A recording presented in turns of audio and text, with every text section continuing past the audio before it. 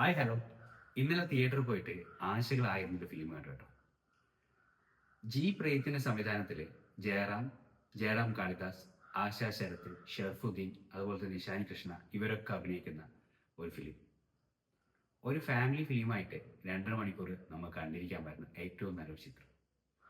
ജയറാം പാടിൽ നിന്ന് നമ്മൾ മുമ്പ് കണ്ടിരിക്കുന്ന ഒരു ഫാമിലി സിനിമയെ ആയിട്ട് ബന്ധപ്പെടുന്ന അല്ലെങ്കിൽ അത്തരത്തിൽ നമുക്ക് എന്താ പറയുക കണക്ട് ചെയ്യാൻ പറ്റുന്ന ഒരു ഫിലിം.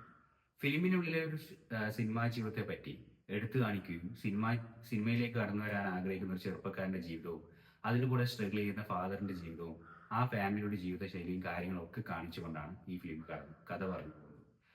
സെക്കൻഡ് ഹാഫിലെ ഷർഫുദ്ദീന്റെ കടന്നുവരവോടുകൂടി അല്ലെങ്കിൽ ഫിലിമിലെ ഷർഫുദ്ദീൻ എന്ന ക്യാരക്ടറിന്റെ ആക്ടറുടെ കടന്നുവരവോടുകൂടി ഫിലിമിൽ വരുന്ന ചില മാറ്റങ്ങൾ, ആ ഫിലിമിന്റെ അവസാന പോർഷനിലേക്ക് എത്തുന്ന ചില കാര്യങ്ങൾ സാധാരണ നമുക്ക് പ്രെഡിക്റ്റ് ചെയ്യാൻ പറ്റുന്ന ഒരു കോമൺ ഫാമിലി സ്റ്റോറിയെ പറഞ്ഞുകൊണ്ട് 2.5 മണിക്കൂർ ഫാമിലിയും ഫ്രണ്ട്സും ഒക്കെ ആയിട്ട് പോയിരുന്ന് ഹാപ്പിയായി ഫിലിം കണ്ടുവരാൻ പറ്റുന്ന ഏറ്റവും നല്ലൊരു ചിത്രം.